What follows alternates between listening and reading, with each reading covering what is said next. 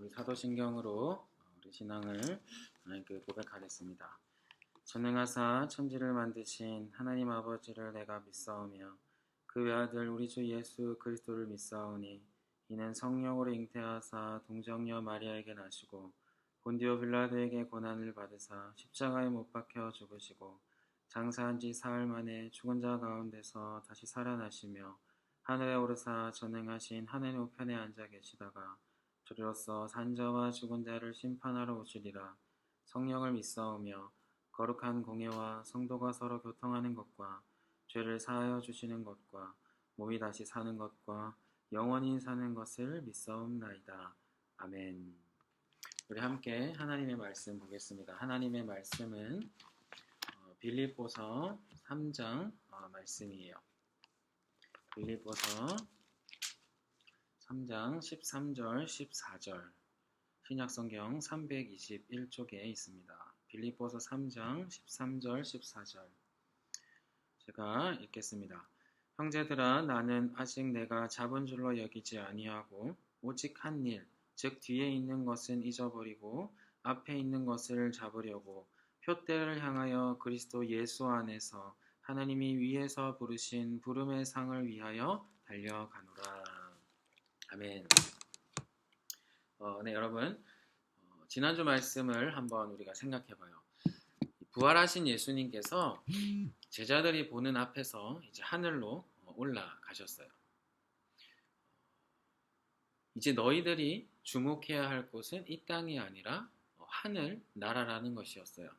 제자들은 이 땅에서 무엇인가를 이루어내기를 원했습니다. 이 땅에서 무엇인가 이루어지길 소망했어요. 그런데 주님이 직접 하늘로 올라가시면서 제자들에게 가르쳐 주시는 거예요. 너희가 주목하고 너희가 바라봐야 할 것은 이 땅이 아니라 내가 올라가는 저 하늘이라는 것이죠. 그래서 우리가 살아가야 되는 이 땅이 있지만 우리가 영원히 가야 할 곳은, 우리가 진정 바라봐야 할 곳은 저 하늘이다. 우리가 그것을 우리가 지난주에 나눴습니다. 자, 하늘을 향해서 우리가 나아가는데 우리가 단순히 하늘을 바라본다 이걸로 끝이 아니었어요. 우리가 이 땅에서 여전히 우리가 감당해야 할 일이 있었어요.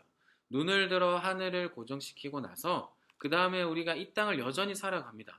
그럼 우리가 이 땅에서 무엇을 해야 하는가? 주님이 그것을 우리에게 명하셨어요. 너희는 나의 제자가 되어 나의 증인이 되어 땅끝까지 이르러 모든 민족에 가서 제자를 만들라라고 하는 사명이었습니다. 그것이 우리에게 주어진 것이었어요. 자, 우리를 향한 이 명령 결코 쉽지가 않아요. 주님이 제자가 되어라, 증인이 되라고 명하셨지만 이것이 너무나 쉽지 않다라는 건 우리는 잘 알고 있어요. 너무나 많은 사람들이 이 자리를 떠납니다. 이 자리를 가기를 꺼려해요. 좁은 길, 십자가의 길이거든요. 재미가 없고 인기가 없고 우리가 얻는 것이 별로 없어 보여요. 흥미가 없어 보이는 거죠. 왜 굳이 그런 길을 가야 하느냐 이거죠. 그래서 많은 그리스도인들이 이 길을 외면합니다. 우리 또한 마찬가지예요. 제자가 되어라, 증인이 되어라 라고 하는 말을 너무나 자주 들을 겁니다. 그런데 우리는 그렇게 살지 못할 때가 너무나 많아요. 왜 이러는 것일까? 왜 우리는 분명하니 주님의 명령이 있는데 우리가 이 땅에서 어떻게 살아가야 하는지가 분명한데 우리는 그렇게 살지 못한다라는 것이죠. 여러분, 우리가 왜 그럴까? 오늘 이 질문을 함께 고민해 보려고 합니다. 우리가 오늘 함께 읽은 이 빌립보서 말씀은 사도 바울이 빌립보 교회에게 쓴 편지예요. 자, 사도 바울의 삶을 통해서 우리가 우리의 자신을 한번 돌아보기를 원해요. 사도 바울은 주님이 명하신 그 명령, 땅끝까지 이르러 내 증인이 되어라, 제자가 되고 제자를 세워라, 그 일을 그 누구보다 충성되게 감당했던 사람이 바로 사도 바울이었어요. 그렇다면 이 사도 바울에게 도대체 어떤 일이 일어났는가? 우리가 그 사실을 우리가 주목한다면 우리에게도 동일하게 그 일이 일어날 가능성을 발견하는 것이죠. 바울은 도대체 어떻게 했기에 그렇게 주님의 말씀에 끝까지 순종할 수 있었을까? 이것을 우리가 함께 주목해 보려고 하는 겁니다. 여러분, 그런데 바울은 먼저 우리가 생각해야 될 것이 있어요. 바울은 원래 주님을 믿는 사람이 아니었어요. 바울은 예수님을 또 교회를 핍박하던 사람이었어요. 어떻게든 그들을 잡아서 예배를 못 드리게 하고 감옥에 보내려고 온 힘을 다해서 그들을 방해했습니다. 그게 바울이었어요. 예수님을 몰랐단 말이죠. 그런 그가 어떻게 그렇게 변화되어서 전 세계 선교 역사를 바꾸는 사람으로 쓰임 받을 수 있었을까? 우리가 이 바울의 인생에 일어났던 큰 이 중요한 것들을 우리가 세 가지를 우리가 함께 살펴보려고 해요. 이 세 가지를 통해서 나에게도 동일하게 그 일이 일어나겠구나 한번 우리가 생각해 보는 겁니다. 자, 첫째입니다. 첫째, 바울은 주님을 만났어요. 가장 중요한 출발점이에요. 바울은 주님을 만났어요.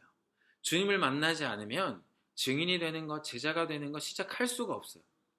주님을 만나지 않으면 그건 아무 소용이 없는 겁니다. 불가능한 거예요. 가장 중요한 게 뭐냐? 바로 주님을 만나야 되는 거예요. 인격적으로 예수님을 만나는 것. 그것이 우리에게 가장 우선되어야 돼요.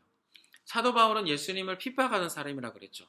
네, 예수를 믿지 않는 사람이었어요. 어느 날 갑자기 교회를 핍박하러 나아가는데 하늘에서 빛이 내려온 겁니다. 그러면서 음성이 들려요. 사울아 사울아 어찌하여 나를 박해하느냐 나는 네가 박해하는 예수다. 주님이 강권적으로 정말 초자연적 그 일을 통해서 바울에게 찾아갔어요. 그리고 바울은 주님을 정말 인격적으로 만나게 됩니다.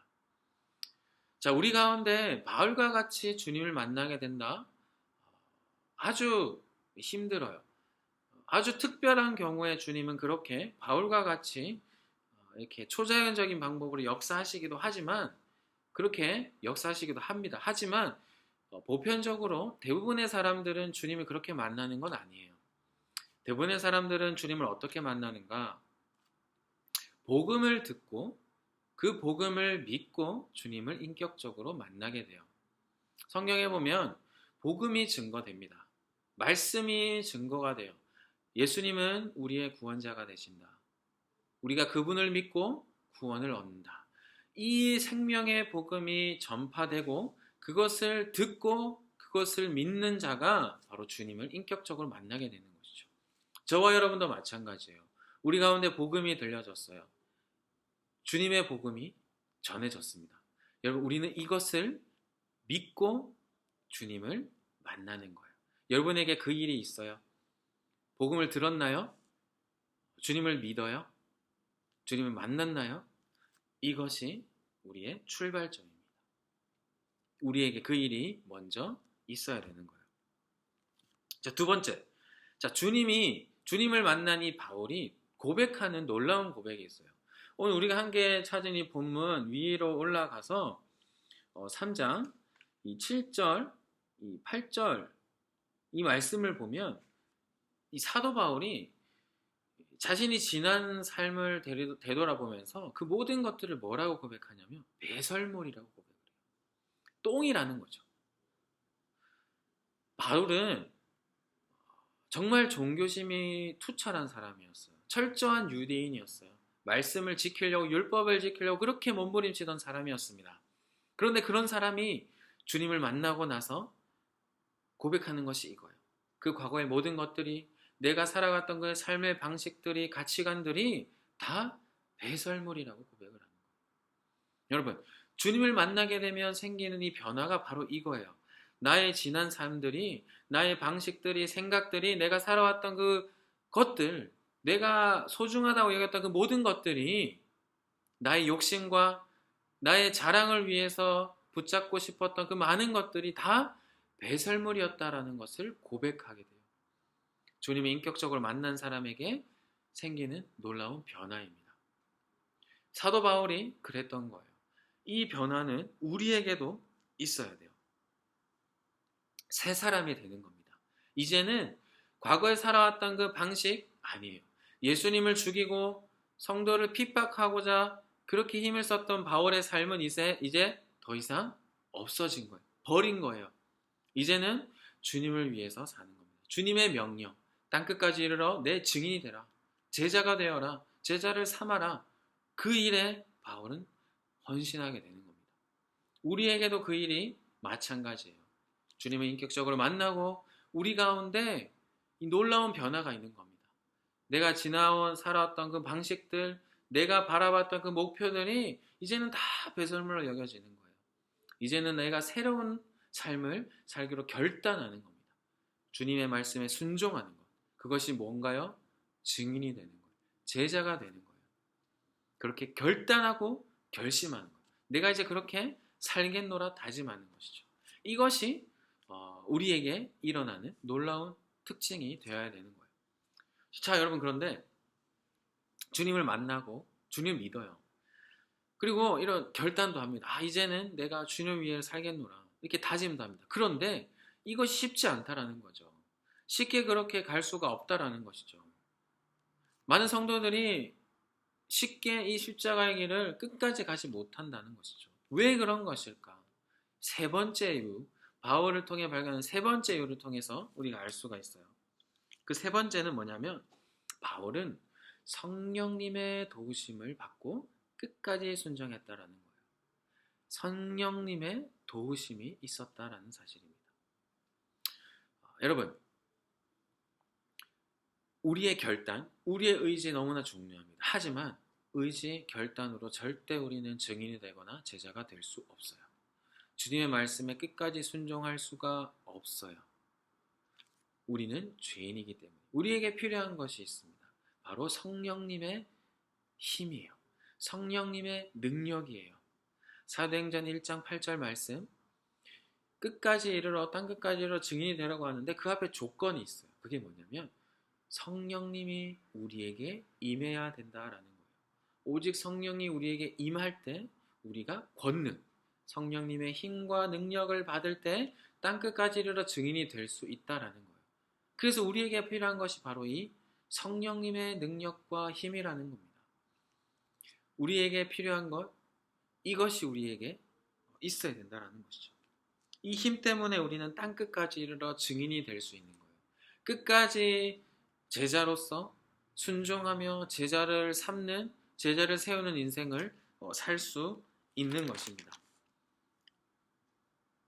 나의 지난 삶의 과거, 그 모든 것들 배설물을 여기고 주님이 기뻐하시는 삶을 걸어갈 수 있는 이유, 바로 이 성령님의 도우심이 있기 때문이에요. 바울은 오늘 우리가 읽은 본문처럼 표대를 향해 나아간다고 해요. 바울은 하늘나라를 바라봤어요.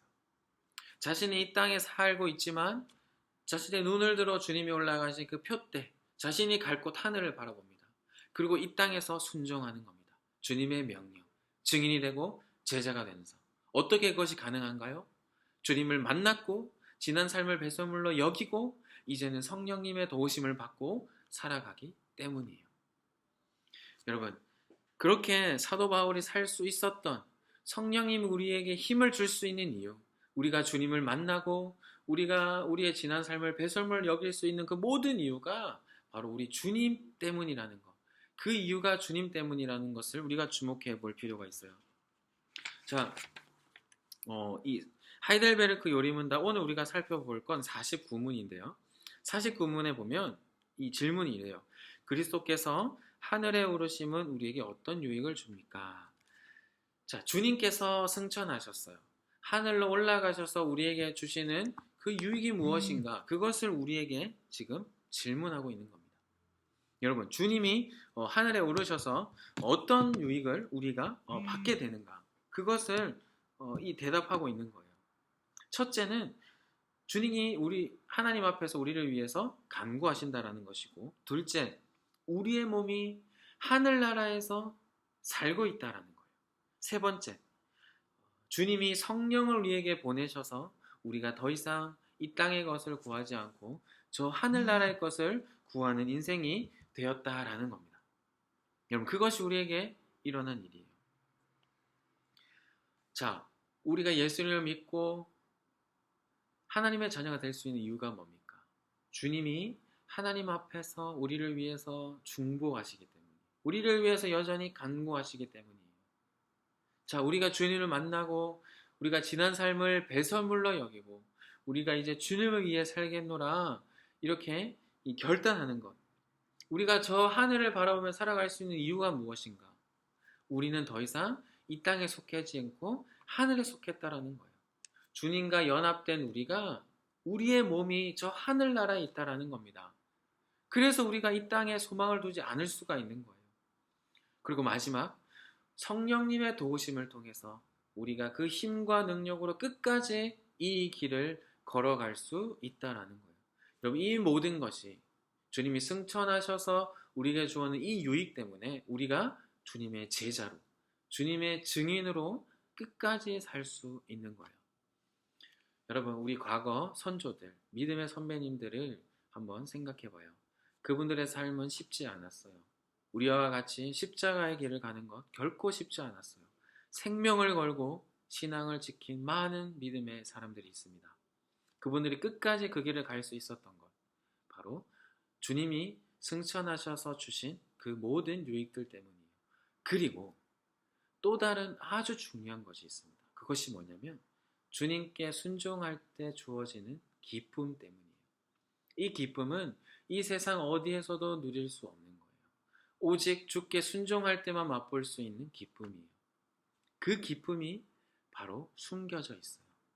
순종하는 자만 발견하고 누릴 수 있는 그 기쁨. 여러분, 그것을 맛보고 싶지 않아요? 그 기쁨이면 이 세상 것들을 버릴 수가 있어요. 말씀을 마무리할게요. 여러분, 우리는 주님의 명령을 받았습니다. 우리가 살아가야 할 길이 무엇인지 분명하게 성경에 기록되어져 있어요. 우리가 어떻게 그렇게 살 수 있는가? 우리는 주님을 만난 사람이 되어야 돼요. 우리는 우리 지난 삶을 배설물로 고백할 수 있는 사람이 되어야 돼요. 이제는 새 사람이 되어서 주님의 명령에 순종할 수 있는 삶을 살겠노라 결단하는 것이 우리에게 필요합니다. 그것이 이제는 가능해요. 왜냐하면 성령님이 우리에게 힘과 능력이 되시기 때문이에요. 저와 여러분은 제자로 살 수 있어요. 증인이 될 수 있어요. 주님이 승천하셔서 그 모든 것들을 우리에게 허락해 주셨어요. 그렇게 주께 순종하면서 그 안에서 발견되는 그 기쁨으로 여러분이 세상 것들을 다 내려놓고 저 하늘나라를 바라보며 끝까지 그 좁은 길을 걸어가는 우리 모두가 되었으면 좋겠습니다. 기도하겠습니다. 하나님, 감사합니다. 주님, 우리가 주께 순종하는 인생 되길 원합니다. 주님, 우리를 만나주시고 지난 삶을 배설물로 여기고 이제는 새 사람이 되어 주님이 기뻐하시는 인생을 살게 하여 주시옵소서. 성령님을 통해 우리에게 힘과 능력을 주셔서 우리가 끝까지 이 길을 갈 수 있도록 하나님 우리에게 도움이 되어 주시옵소서. 감사를 드리옵고 예수님의 이름으로 함께 기도드립니다. 우리 함께 주기도문으로 예배 마치겠습니다. 하늘에 계신 우리 아버지여, 이름이 거룩히 여김을 받으시오며 나라가 임하시오며 뜻이 하늘에서 이루어진 것 같이 땅에서도 이루어지이다. 오늘날 우리에게 일용할 양식을 주시옵고 우리가 우리에게 죄 지은 자를 사하여 준 것 같이 우리가 우리의 죄를 사하여 주시옵고 우리를 시험에 들게 하지 마시옵고 다만 악에서 구하시옵소서. 나라와 권세와 영광이 아버지께 영원히 있사옵나이다. 아멘. 여러분 수고했어요.